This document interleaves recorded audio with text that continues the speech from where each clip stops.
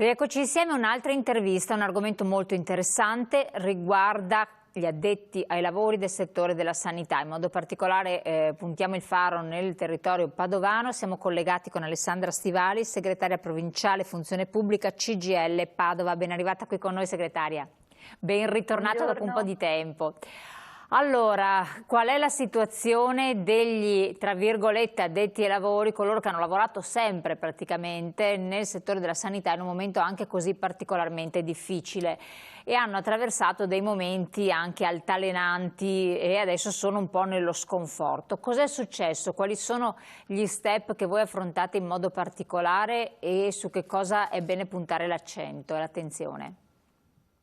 Allora, intanto grazie per l'invito. Padova possiamo dire che è una città molto importante sul panorama sanitario. Con l'emergenza Covid questo elemento è diventato oggettivo a livello nazionale. Voi sapete che Padova, legata all'azienda ospedaliera ma anche all'Università di Padova e la più grande ULSS del Veneto, l'ULSS 6, hanno dovuto affrontare dentro l'emergenza anche delle strategie che sono arrivate anche dal mondo scientifico, dal mondo insomma universitario, ed è diventato, o meglio si è evidenziato il ruolo della medicina, il ruolo della sanità padovana a livello nazionale e internazionale. Cosa però vivono i lavoratori di questo settore? Credo che sia, come dire, un po' più chiaro con l'emergenza Covid, perché sono stati definiti eroi, sono stati definiti coloro che gli angeli custodiano in un momento così difficile, così drammatico. Ma noi che affrontiamo queste problematiche tutti i giorni e che rappresentiamo queste persone, abbiamo sempre sostenuto che nessuno è eroe. Questi sono professionisti, parlo sia della dirigenza medica, dirigenza sanitaria, piuttosto che tutta la parte infermieristica, gli ossi, i tecnici, tutti coloro che lavorano dentro le strutture ospedaliere territoriali, non come eroi, ma come professionisti che vanno valorizzati. Ricordiamo che la valorizzazione è una valorizzazione a nostro avviso di natura economica. In questi giorni si sta discutendo a livello regionale la redistribuzione delle risorse provenienti a livello nazionale e regionale per l'emergenza Covid. Noi sul territorio padovano stiamo affrontando questa trattativa che si presenterà a breve dopo la redistribuzione regionale, che prevede un riconoscimento economico effettivo per queste figure.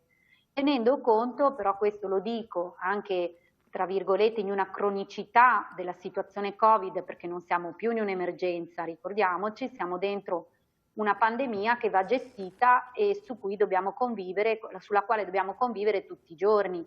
Questo vuol dire che le strutture sanitarie, le strutture sociosanitarie tutti i giorni devono affrontare quello che era il lavoro precedente importante, e lavoro precedente importante che comunque si basava su dei tagli, perché ricordiamo che il tema della sanità ha visto solo con il patto della salute un'azione di reintegro di risorse che sono state tagliate in tutti questi anni, e quindi una riduzione di personale e di elementi economici e strategici dal punto di vista dell'organico, che avrebbe potuto sicuramente affrontare ancora con più forza invece l'emergenza che poi si è determinata. Quindi in questo momento noi nel territorio, nella fase 2, ci vediamo come dire, costretti a rilanciare con forza la necessità dell'implementazione degli organici. Vi faccio un esempio molto banale per far comprendere meglio un problema che si sta vivendo. Sì. Esempio, adesso con l'emergenza Covid tutte le entrate degli ospedali e dei servizi territoriali vedono l'obbligatorietà della misurazione della temperatura e del controllo delle persone che vi entrano. Bene, noi riteniamo che questo tipo di lavoro non può comportare di prendere risorse dai reparti che già sono in grande difficoltà e che, come avete visto in questi giorni, noi siamo usciti mediaticamente sul tema del piano ferie. Stiamo vivendo una grande difficoltà per poter mandare le persone in ferie, in quanto dentro l'emergenza e non solo, non vi è personale sufficiente per la turnazione, perché queste persone possano finalmente poter godere, dopo mesi così drammatici e così difficili, con turnazioni importanti e con un impegno organizzativo straordinario possono riuscire ad andare in ferie. I varchi, per esempio, che sono un tema molto pratico, molto pragmatico, che le persone, gli utenti stanno vivendo anche con lunghe colonne, con lunghe file, vengono fatti da personale che, ahimè, spesso è personale che dovrebbe servire in servizio per l'attività ordinaria. Cioè non ci sono steward, chiesto... esatto, non ci sono steward, persone così più... No, no. No, no, perché le disposizioni deliberative prevedono che deve essere fatto da personale sanitario, in quanto deve essere misurata la temperatura e deve essere verificato un minimo, come dire, la condizione della persona che si presenta.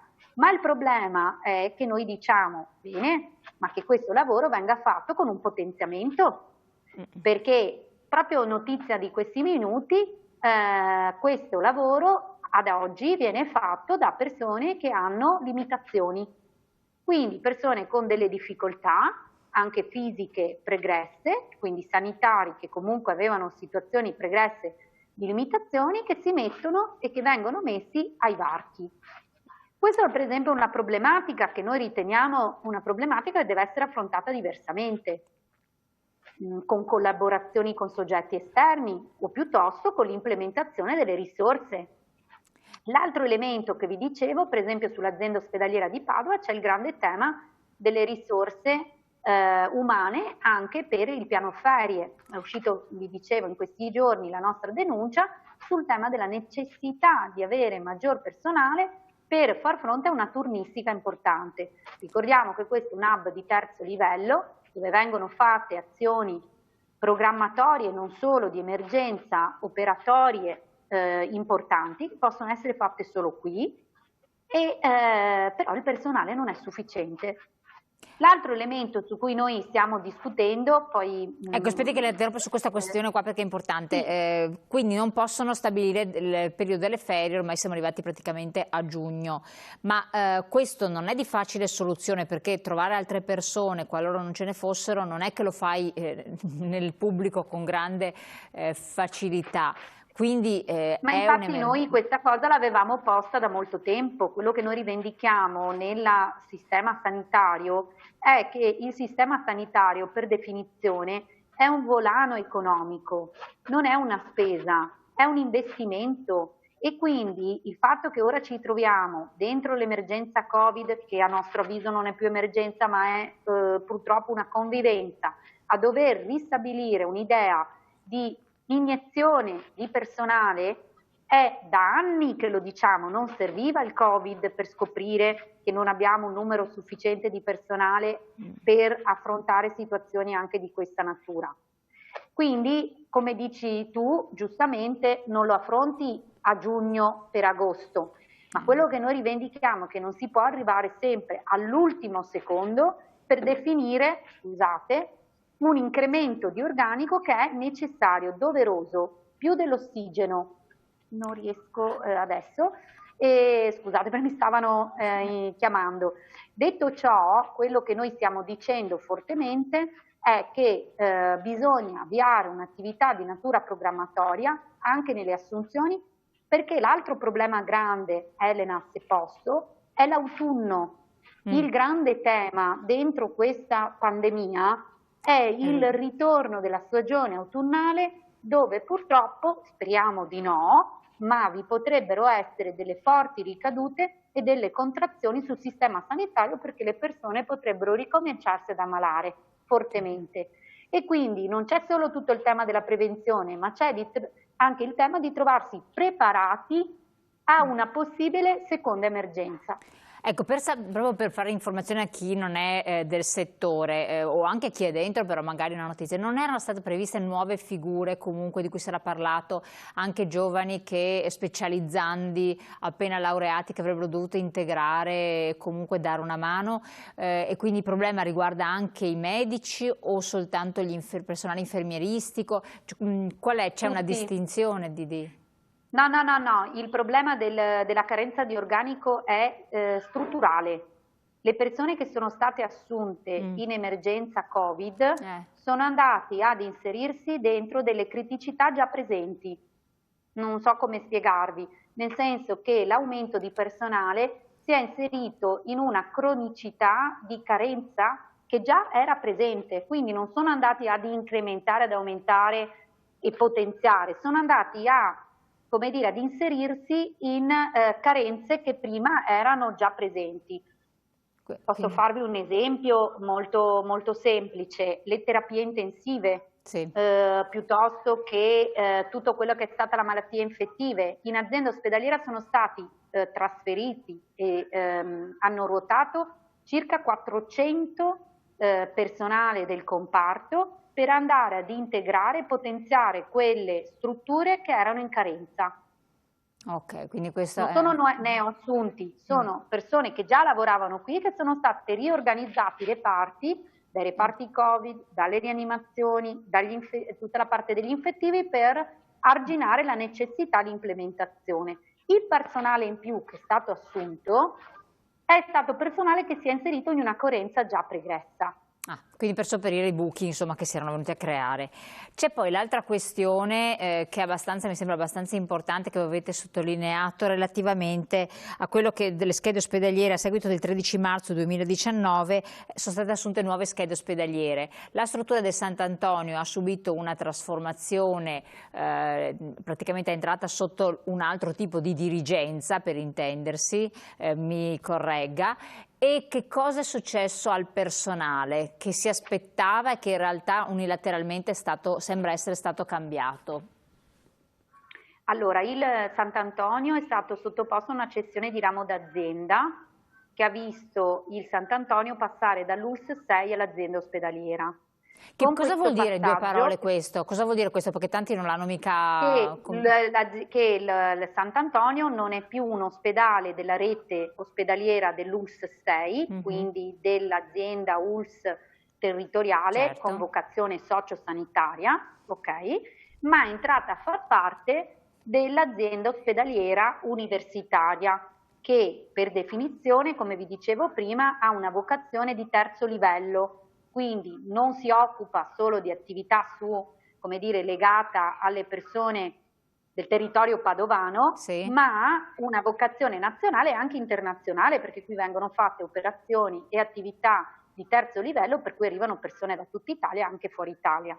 E non è meglio. Sant'Antonio è diventato azienda ospedaliera. Prego? Non è meglio così, per un profano? Non dovrebbe dire, beh, meglio, c'è stata una... Allora, il problema che in questi giorni è stato evidenziato è che se viene effettuata una cessione di ramo d'azienda, quindi i lavoratori sono passati sotto l'azienda ospedaliera, sono passati con tutte le loro indennità, le loro condizioni contrattuali, così lo spiego un po' più semplicemente, normative. Noi avevamo chiesto per l'area critica, cioè sul pronto soccorso, che queste indennità, che sono indennità economiche previste da contratto, guardate che parliamo di 4 euro, 5 euro, cioè parliamo di cifre, no, perché poi chi ascolta pensa, oddio, l'indennità, chissà quanti soldini, no? E volevamo che venissero acquisite anche dal pronto soccorso centrale, dal pronto soccorso pediatrico dell'azienda ospedaliera, cioè dell'azienda madre che ha acquisito il Sant'Antonio. In questo mese abbiamo scoperto che questa indennità è stata tolta a quei lavoratori che prima l'avevano perché erano dipendenti dell'ULSS 6. Ma si può fare questo unilateralmente? No, secondo noi no, secondo noi è illegittimo, ed è illegittimo perché non rispetta nemmeno l'accordo quadro che avevamo messo in atto con l'articolo 47, la cessione di ramo d'azienda. E poi perché devo dire, permettimi Elena, parliamo di tutti questi angeli, di questi eroi, di questi grandi, ma voglio dire, ma se abbiamo la possibilità di riconoscere l'area critica, che è l'area anche più in difficoltà dentro il Covid, come gli infettivi, le terapie intensive, tutta la struttura, diciamo, ma sicuramente l'accesso all'ospedale è il pronto soccorso per definizione. Andiamo a potenziarlo, a riconoscere economicamente questo lavoro che viene fatto. Perché in un'azienda sì e in un'altra no? Voi avete interagito, interloquito con qualche istituzione, qualcuno che ha possibilità di recepire qualche decisione? E quindi avete qualche risposta? Adesso lo faremo perché noi avevamo chiesto ancora in pre-Covid, prima che scaturisse questa situazione terribile, avevamo chiesto che ci fosse un miglioramento delle condizioni dei lavoratori dell'azienda ospedaliera, incluse anche queste indennità, perché secondo noi c'erano tutte le condizioni contrattuali per riconoscere questo aggiunta, ritorno a dire che non sono cifre stratosferiche, per il lavoro che viene eseguito in queste aree critiche. Perfetto. Ci sono altre situazioni un po' difficili nelle varie strutture di cui vi occupate? Sicuramente altre situazioni di criticità, oltre la carenza d'organico, oltre le problematiche organizzative di un ospedale difficile nella sua gestione, perché comunque è un ospedale complesso, parlo dell'azienda ospedaliera, ma io non seguo solo l'azienda ospedaliera, seguo anche l'Istituto Oncologico Veneto, che anche lì ha visto delle trasformazioni importanti e delle azioni importanti anche di riorganizzazione con Castelfranco.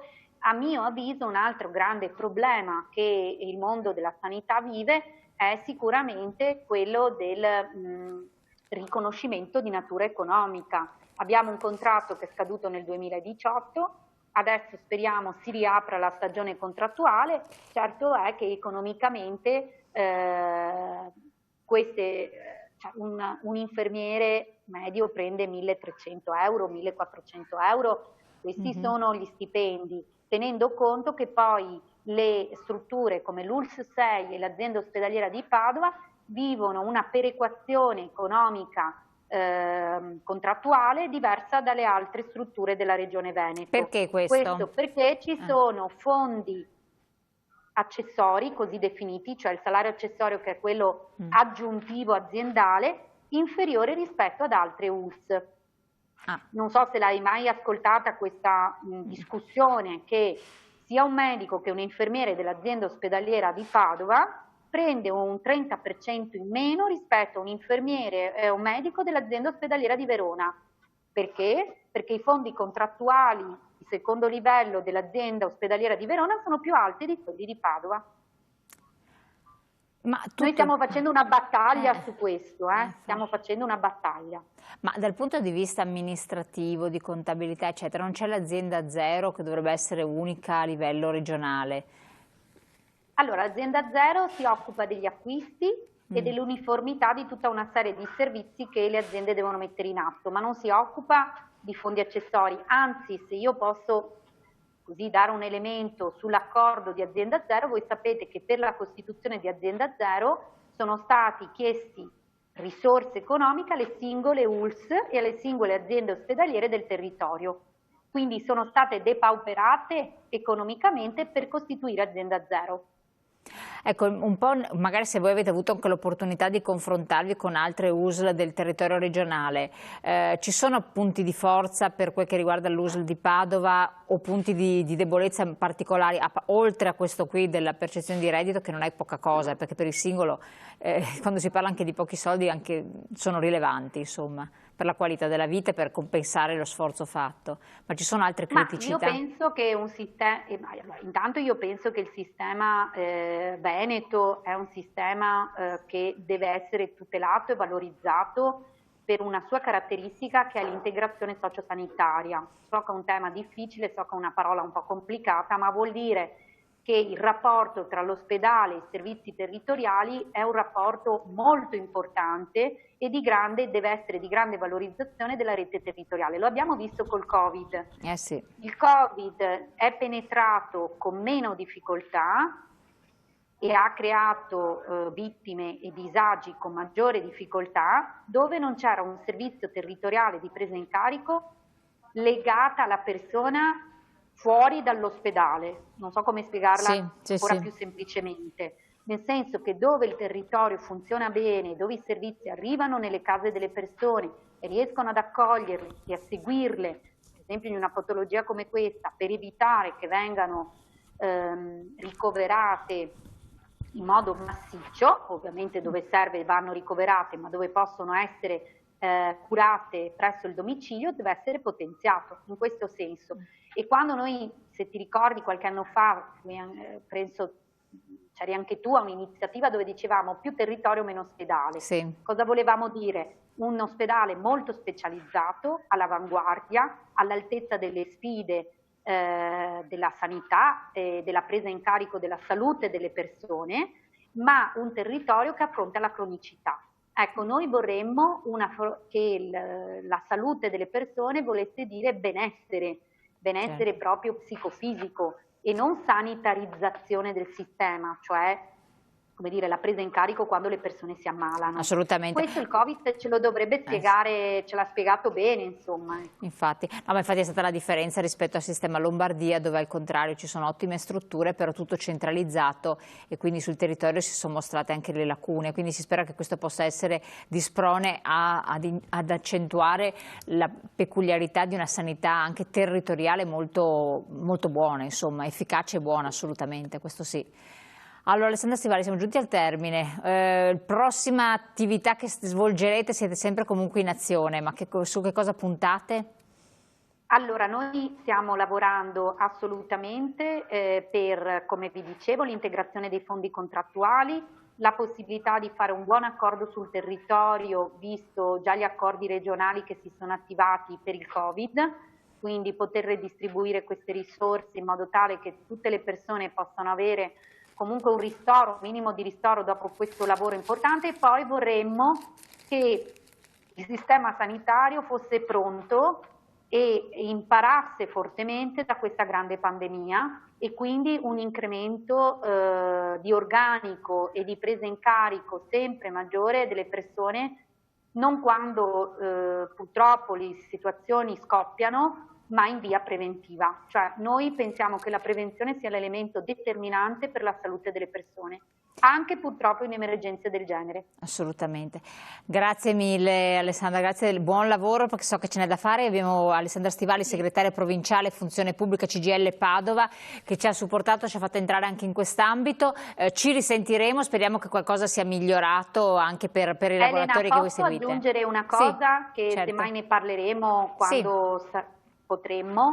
Tu hai sentito fortemente parlare della microbiologia di Padova. Io lancio un appello su questo. Per esempio, quella è una struttura che vuol dire prevenzione, vuol dire presa in carico, vuol dire i famosi tamponi, così li definiamo, ma anche lì bisogna incentivare la presenza di più personale. Per affrontare 8.000 tamponi ci vuole più personale di quello che attualmente c'è nella microbiologia di Padova e le altre microbiologie del territorio altrettanto potenziate. Se vogliamo prevenire e avviare questa grande verifica dei tamponi ci vuole il personale sufficiente per fare questo grande lavoro. Ad oggi crediamo che ci sia una scarsità di personale. Grazie anche di questa segnalazione Alessandra Stivali, buon lavoro, grazie mille. Grazie, noi... arrivederci. Arrivederci, ci sentiremo presto. A voi telespettatori. Grazie.